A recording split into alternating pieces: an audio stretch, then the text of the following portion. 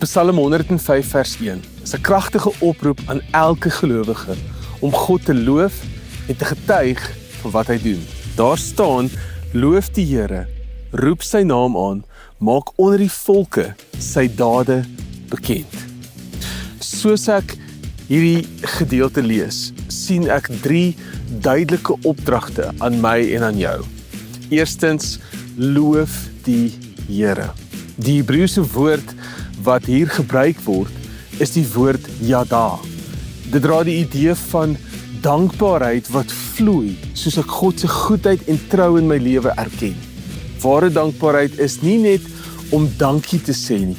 Dit is 'n hart wat buig voor God en sê, ek sien u hand, Here. Tweedens, roep sy naam aan. Dis meer as net om te bid.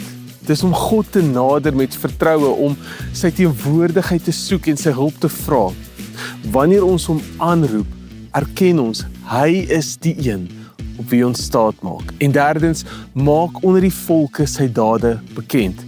Dis asof die psalmskrywer sê, moenie stil bly oor wat God gedoen het nie.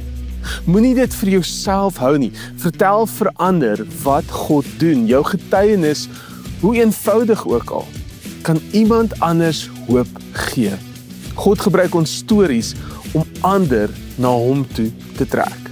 Loof die Here, roep sy naam aan, maak onder die volke sy dade bekend. Die Here seën jou.